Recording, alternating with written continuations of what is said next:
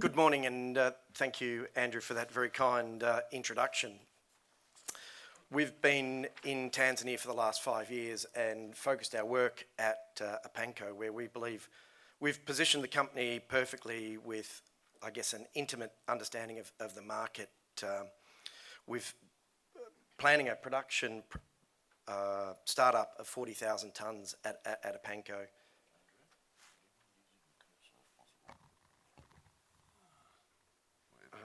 I've got. Just the people can't see it. No, sorry. Sorry about that. Oh, And that was just for pointing. okay. All right. Thank you. So we've been, as I said, in country for the last 5 years. We were the first movers. We took a very much boots on ground approach. We looked at about 15 prospects up and down the eastern seaboard of Tanzania. We selected 3 project areas running north-south from Mineralogy, Arusha, down through Tanga and Epanko.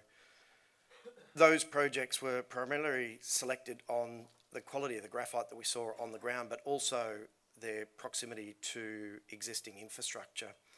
And we saw that that was one of the critical aspects of developing an industrial mineral, having those infrastructures in place. All our technical work has been carried out at Epanko, and that forms the basis of our initial production strategy. We've completed a BFS based on the 40,000 tonnes of production. The financials are robust and has attracted German government support of through a loan guarantee of $40 million. We've also attracted $30 million of financing support from Nedbank. That's all on the back of our binding offtake agreements, and that was the critical aspect of our strategy very early on, was not to go in and drill everything out in a massive way. We took a measured approach and thought that 40,000 tonnes and drilled a resource out of about 25 million tonnes, which is enough for a 25-year mine life. The binding offtake agreements are critical, and I guess the first agreement we signed was with a major European trader for 10,000 tonnes into the high-end uses of graphite in Germany, and on the back of that we signed up ThyssenKrupp, who are the largest refractory trader in Europe. More recently, and I guess last week, if anybody's been following Kibaran, we signed Sojitz, which was our third agreement. And that really has underpinned the growth potential of our company after we commence production. And they've signed up for a tonnage of about 14,000 tonnes, which is a significant amount, and takes our all our production as sold through those agreements. We're positioning ourselves to value out our project through downstream processing, and Sojitz has been able to assist us in that manner. And based on the feasibility test work we completed, we've got 9 months of development from debt financing. Tanzania, most of you are familiar and known companies that have been in Tanzania. It's very favourable. I guess the key strengths that we see of the country is its low sovereign risk in East Africa, but also its mature mining sector that has evolved from the gold miners of past. But most importantly, access to grid power and existing infrastructure. Power in Tanzania is becoming lower, more reliable, and that is a key component of the project being commercially viable. The location is 430 kilometres away from Dar es Salaam, and as you'll see to the north of our project, we've got the Ifakara power station, and we're able to access that grid power. We're expecting to see operating costs come down by a third when we tap into the grid power. Diesel gensets operate at about 30 cents a kilowatt hour. We're expecting grid power around 9 cents. So that's a substantial saving. And also we've got the railway line to the north of us, the main Zambia copper line. And we're expecting to access that as a long-term prospect once we go past 40,000 tonnes. Running 40,000 tonnes of production on an African road is achievable, and that's what our BFS has been based on. However, growing the company's production further and accessing that rail is really a strategic asset. And I guess all our offtake partners have not only looked at our product, tested their product, but also looked at the commercial viability and getting their product out of our project to their manufacturing units.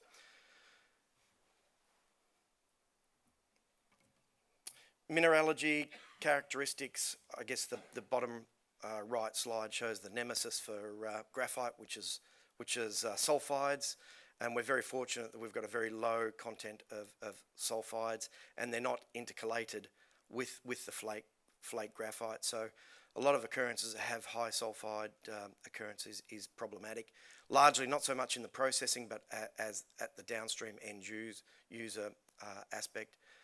Part of the pricing of graphite, and I'll go into more detail shortly, is retaining that in situ flake size. That's what the pricing model is on.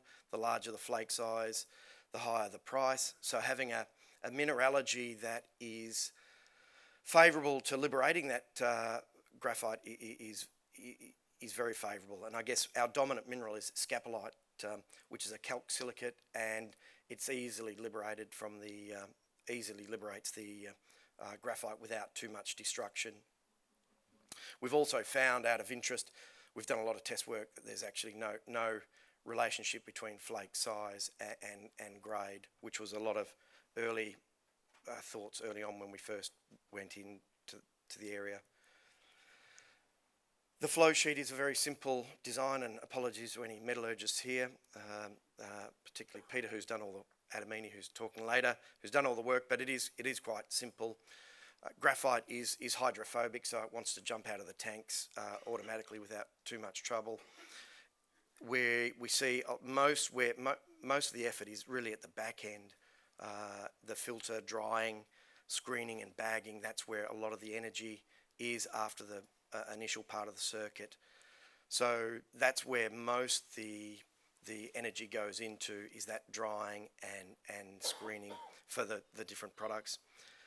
Our product, we've shown that we've got one of the best products available, and that's demonstrated by our 3 offtake partners.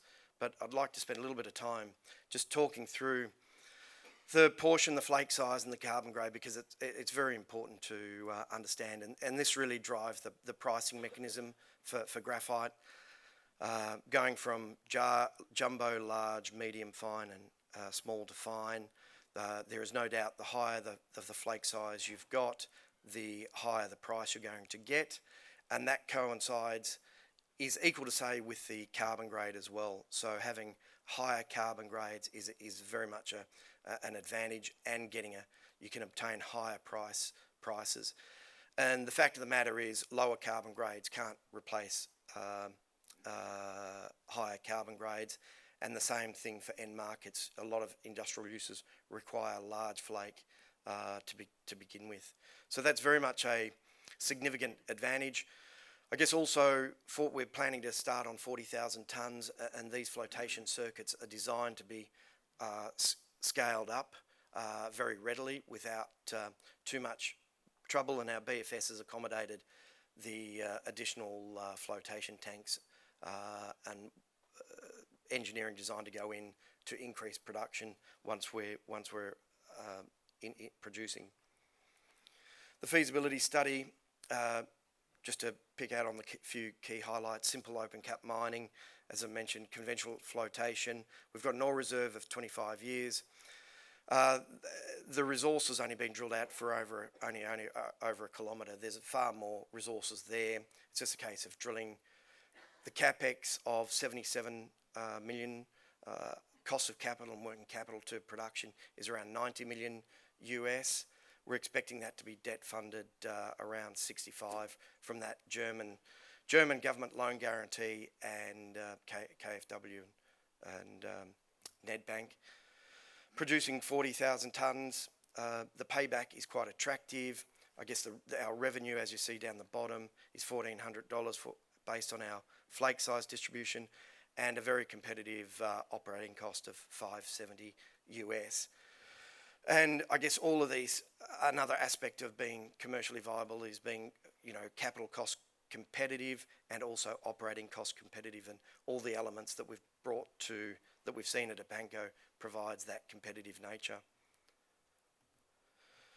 It's important to understand where we're selling our product. The ThyssenKrupp is going into, as we've seen earlier on the slides, into the refractory market, which is currently 60% of total demand. And our European trader is going into the higher valued add products, expandable graphite. Essentially, that's largely 50-50 of our production. The refractory market is a lower valued market. And the important aspect of that is it's incredibly important to sell all your graphite. Not being able to sell all your graphite, it makes it very problematic to being commercially viable, and having ThyssenKrupp as a exclusive partner gives us, comfort that we can sell all our product. Sojitz, who many of you will know as one of the leading Japanese and Korean traders, the largest graphite trader and also the largest lithium compound trader in Japan and Korea, and we believe they're by far the best trader in that market to participate in the high growth market. And fortunately for our company, we've just been able to sign a binding agreement with them for 14,000 tonnes, and all that product will go into the battery market. As I mentioned, we're very fortunate to have the DEC consortium that we've attracted to the company, and that's really led by the KfW, German government supply, German government loan guarantee has been really on the back of ThyssenKrupp's support and demand for the product. And it's a very unique situation for a company of our size, or a West Australian company, to be looking at mining graphite in Tanzania and getting German government funding. It's a great position for our company. Won't spend too much time on this slide, except to say, graphite has a lot of technical, physical properties that are very advantage to 1,001 industrial uses. I think it's got to be pointed out that the Germans discovered graphite, they've named graphite, and they've developed all the industrial uses for graphite. So having very much a strong German orientated partnership is a wonderful position to be in, because we see all the technologies growing in the future is going to come out of that market, given they've been the founder of Princebury Graphite. Won't say too much about the lithium-ion battery, because we've seen a lot of it, except to say there is enormous growth in that market. I've just spent some time in Europe, and the Germans are doing a lot of test work on developing, I suspect, the second generation lithium-ion battery. The first generation's obviously going to come out of Japan and Korea. But I need to mention fuel cells and redox flows, and apologies to the lithium players here, but the nice thing about the fuel cells and redox flows, they all require graphite. But for e-mobility, there is no doubt that lithium-ion is going to be the major driver in consumption of both lithium and graphite in the future. Graphite, as we've seen from the earlier slides from Jason, was the world is reliant on Chinese supply. That's basically the fact of the matter. The European market is reliant on that supply, and the European Union and the US Geological Surveys have both declared graphite as strategic, not so much from an occurrence point of view, but the supply is solely coming out of China. And we haven't met a market end user that is not looking for graphite, that's not looking for a new supply chain. And that's really the opportunity. China produces 600,000 tonnes, essentially, and half it's consumed in China, half it's required in other markets outside. And we see the largest markets being Europe, and the growing market being South Korea and Japan. The nice thing about those two agreements is not only the historical trading relationship of Germany and Japan, but also there's a technology advantage. They're leading the world in the technology in the renewable space, but also the battery space. And that ties in very nicely into Tanzania being a portal of new supply of graphite. This is the global demand of flake graphite, and it's worthwhile just spending a little bit of time going through this, and I think it agrees with some of the earlier tables we've seen. The world is consuming 600,000 tonnes of graphite, and you'll see down the left-hand side column, refractories, foundries, others, which is the expandable graphite, that Asia is consuming over half of that market, as I mentioned. The largest market outside of that is Europe, and that's where we've targeted our sales and agreements with. 92,000 tonnes is the total consumption of graphite from Europe. And it's worthy to note that our supply is not going into new demand, it's actually replacing supply from China. So 30,000 tonnes of our Epanko production will replace Chinese supply, and that's 30% of the market. And then the other important aspect to really sort of understand, and we've seen a couple of figures on, is the battery demand. Current world consumption of battery grade graphite, and this includes lithium-ion batteries and alkaline batteries, is 71,000 tonnes. So it's a very low base, the current consumption of graphite. And understanding that further is basically Asia's consuming at least half of that production. So if you take that into effect, world consumption outside of China is around 40,000 tonnes, thereabouts. The other market, largest market outside of that, as you can see, is North America and South America. South America is pretty well self-sufficient in their own graphite production. So the two main markets that we see is East Asia, Europe, and North America.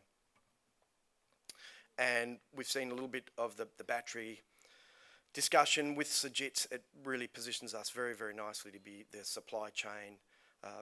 As I mentioned, Sajits has an intimate relationship with being the main raw materials source for their battery manufacturing in Korea and Japan. And what we've recently seen from the German government is some funding, subsidies, $1 billion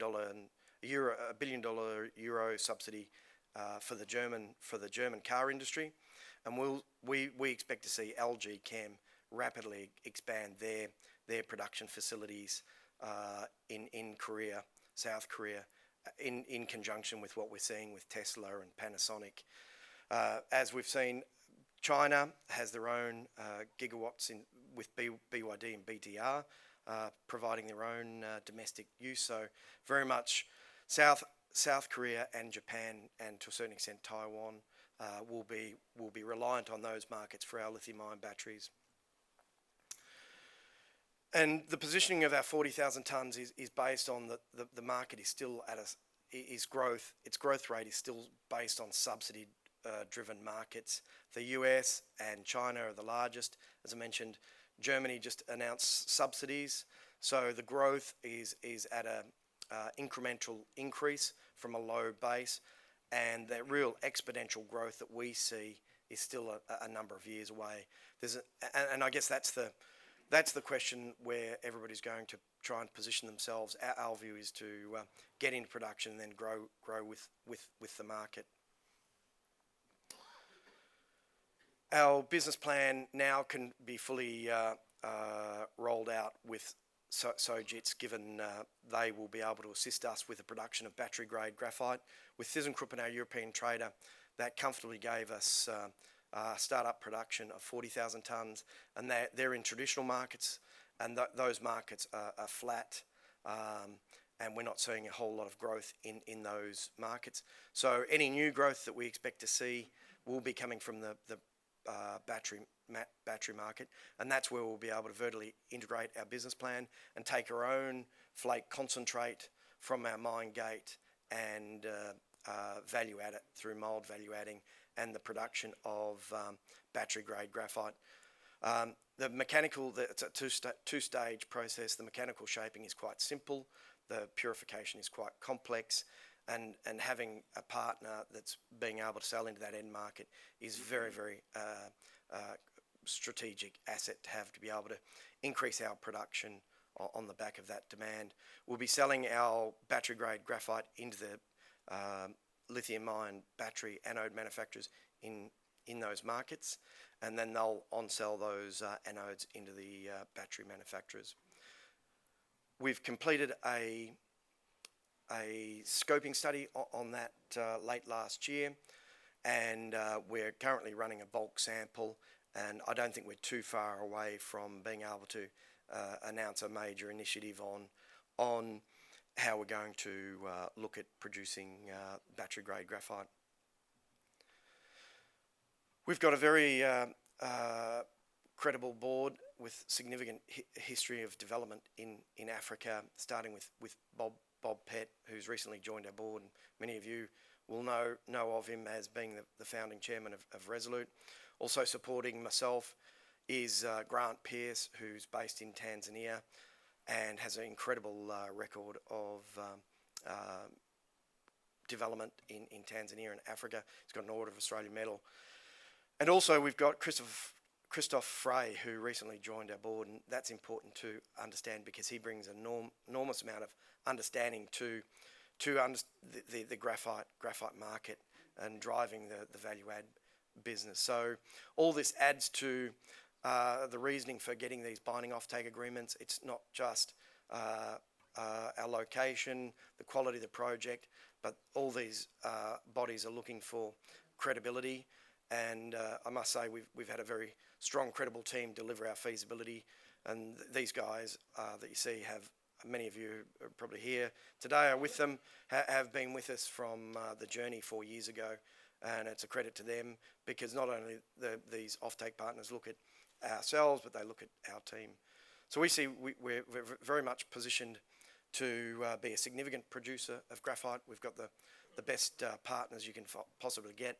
3 of the largest world traders in 2 of the largest markets.